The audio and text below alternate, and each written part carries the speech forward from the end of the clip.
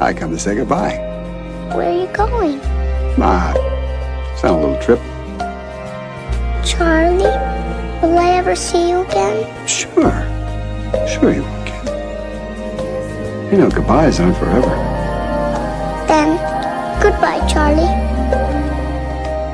I love you.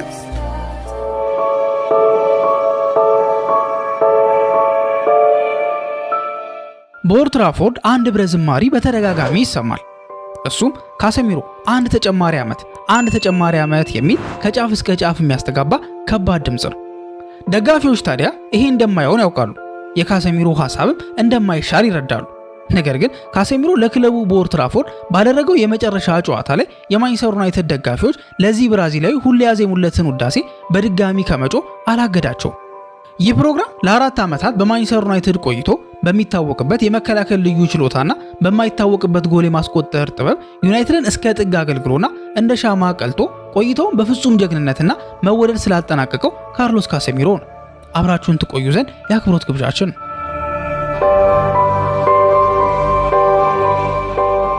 ካሴሚሮ አንድ ተጨማሪ ዓመት ቆይልን፣ አንድ ተጨማሪ ዓመት።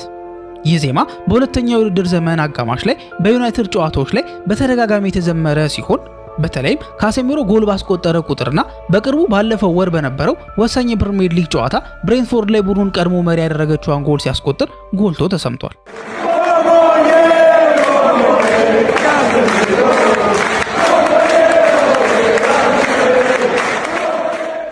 ይህ የ34 ዓመት ተጫዋች በምላሹ ማሊያው ላይ ያለውን የክለቡን አርማ በመሳምና ወደ አርማው በመጠቆም ስሜቱን ገልጿል።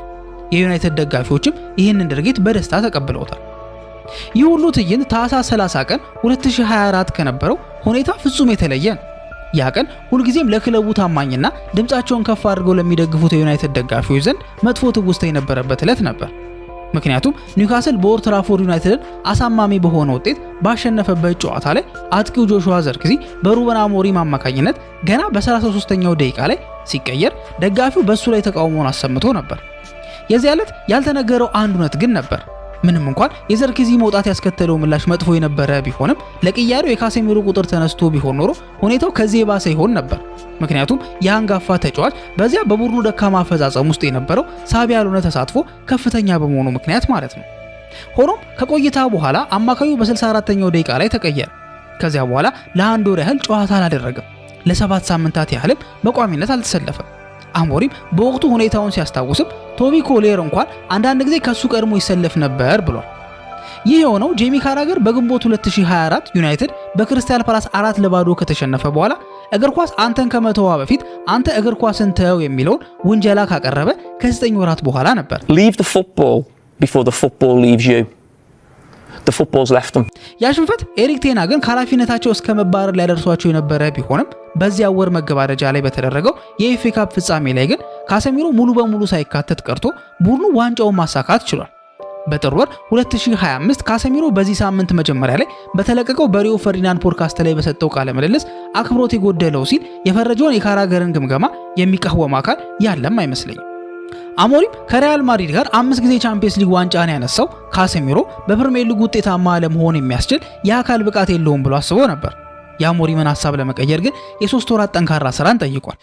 Casemiro is well within his rights to, if he wants to come back at me and say, leave the punditry before the punditry's left you. He could definitely get one of those back in. But listen, credit to him. He looks a completely different player.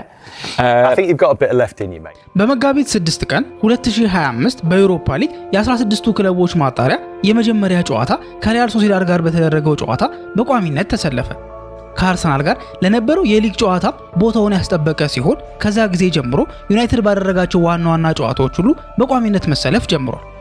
አሰልጣኝ ካሪክ አሞሪምን በጊዜያዊነት ለመተካት ወደ ክለቡ ከተመለሰ ከጥቂት ቀናት በኋላ ጥር 22 ቀን ይፋ የሆነው የካሴሚሮ ከክለቡ የመልቀቅ ውሳኔ አስቀድሞ ግልጽ መሆኑ ለተጫዋቹም ሆነ ለክለቡ ጠቃሚ እንደነበር ይሰማዋል።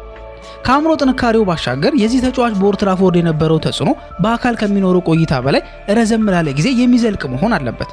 ካሴሚሮ በ2022 እስከ 70 ሚሊዮን ፓውንድ በሚደርስ ስምምነት ከሪያል ማድሪድ ሲመጣ በወቅቱ የ17 ዓመት ወጣት የነበረው ኮቢ ሜይኑ በእግር ኳስ ታሪክ ውስጥ በርካታ ክብርና ዋንጫዎችን ካነሳ ተጫዋች ብዙ ነገር እንደሚማር ተሰምቶት ነበር። In a very similar fashion to a former Real Madrid to Manchester United signing being unveiled before a big game is one Casemiro. ነገር ግን የብራዚላዊ ብቃት ባሽቆለቆለበት ወቅት ሜይኑ መጀመሪያ ላይ ካልገመተው ሁኔታ ጋር ተያይዞ በቋሚነት ለመሰለፍ ከካሰሚሮ ጋር ወደ መፎካከር ደረጃ ደርሶ ነበር።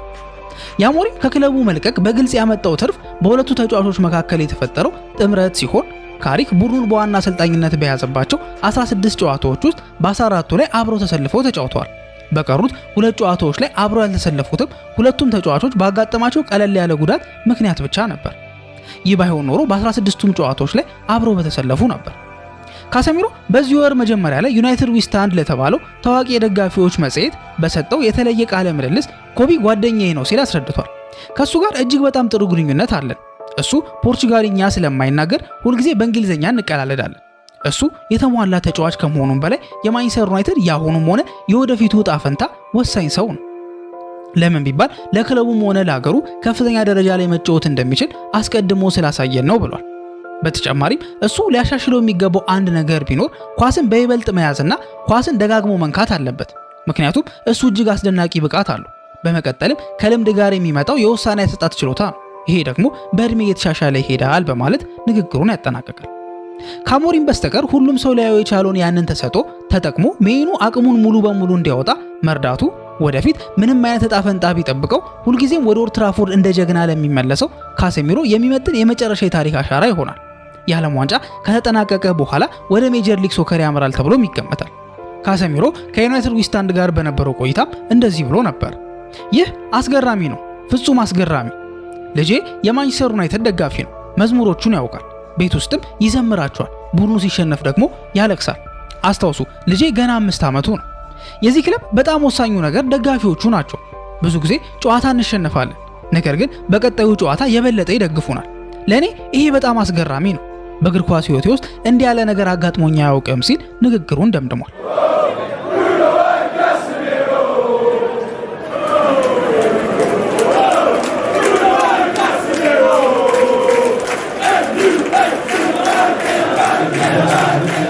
ካሴሚሮ ከቀድሞ ዩናይትድ ካፕቴን ፈርዲናንድ ጋር በቅርቡ ባደረገው ቃለ ምልልስ ደግሞ እግር ኳስ ይለወጣል፣ ህይወትም ይለወጣል ብሏል። በተጨማሪም ለኔ የዓለም ምርጥ ተጫዋቾች ያላቸው ነገር የአእምሮ ጥንካሬ ወይም ሜንታል ስትሪንግዝ ጉዳይ ነው። ጥሩ ላይ ይጫወቱ ይችላሉ፣ ነገር ግን ፈጽሞ መንፈሳቸው አይሰበርም። እኔ ሮቦት አይደለሁምና ሁሌ ጥሩ ላልጫወት እችላለሁ። ይህንንም በደንብ አውቀዋለሁ። ነገር ግን በቀጣዩ ጨዋታ በሜዳ ላይ ያለኝን ሁሉ እሰጣለሁ። አእምሮዬ ሁልጊዜ የሚያስበው ስለ ቀጣዩ ጨዋታ ብቻ ነው ብሏል። ይህ የአእምሮ ጥንካሬ ነው ካሴሚሮን ወደ ብራዚል ብሔራዊ ቡድን የመለሰው። በዚህ ክረምት በሚደረገው የዓለም ዋንጫ ውድድር ላይ የካርሎ አንቸሎቲ ቡድን ካፕቴን ሆኖ ይመራል ተብሎም ይጠበቃል። በዚህ ውድድር ዘመን የዚህ የ34 ዓመት ተጫዋች ተጽዕኖ በከፍተኛ ሁኔታ ጨምሯል። በማይክል ካሪክ ስብስብ ውስጥ ካሉት ተጫዋቾች ሁሉ የዝውውር መስኮቱ ከተዘጋ በኋላ በየካቲት ወር ላይ ካሴሚሮ ተጎድቶ ቢሆን ኖሮ የሱን ቦታ መተካት በቻምፒየንስ ሊግ የመግባት ስኬታማ ጉዞ ላይ ትልቅ ፈተና ይሆን እንደነበር በሰፊው ይታመናል። ካሪክ ለኖቲንጋም ፎረስት ጨዋታ ባዘጋጀው የመርሃ ግብር ማስታወሻ ላይ ከሱ ጋር አብሮ መስራት ፍጹም አስደሳች ነበር ብሏል። እሱ ሁልጊዜ ከማንቸስተር ዩናይትድ ጋር ልዩ የሆነ ቁርኝት ይኖረዋል ብሎም ንግግሩን ደምድሟል። ካሴሚሮ ወደ ማንቸስተር ዩናይትድ ከመምጣቱ በፊት 2022 ላይ የብሬንትፎርዱን 4-0 ሽንፈት ባየበት ሰዓት ለኤጀንቱ ደውሎ ይሄን የእነሱን ችግር እንደማስተካከለው ነገራቸው ብሎ ነበር። እንዳለውም አድርጎታል። ለማንቸስተር ዩናይትድ ያለውን በሙሉ ነው የሰጠው። እስካሁን ድረስም ባደረጋቸው አጠቃላይ 161 ጨዋታዎች 26 ጎሎችንና 13 አሲስቶችን ሲያስመዘግብ የካራቦ ካፕንና የኤፍኤ ካፕ ዋንጫዎችን ማሳካትም ችሏል።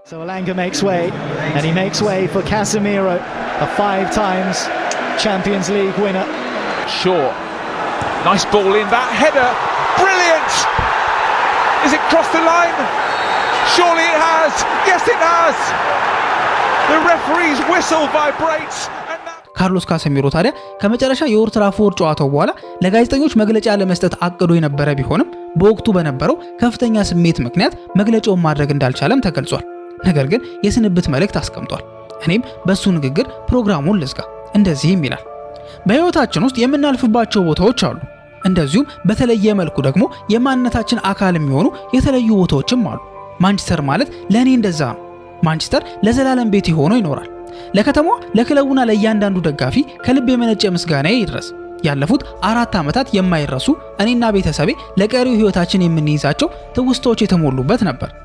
እዚህ የተሰማንን ደስታና ሙቀት ለመግለጽ ቃላት ጨርሶ አይበቁም። ለእያንዳንዱ ድጋፍ፣ ለእያንዳንዱ ትውስታና ከመጀመሪያው ቀን ጀምሮ እንደ ቤታችን እንዲሰማን ስላደረጋችሁን አመሰግናለሁ። ለዘላለም ሬድ ዴቪል ነኝ ብሏል። I start with thank you very much. Thank you everyone. Thank you the players. Thank you staff. But thank you everyone. But the best thing in this club is you, fam. Is you, fam.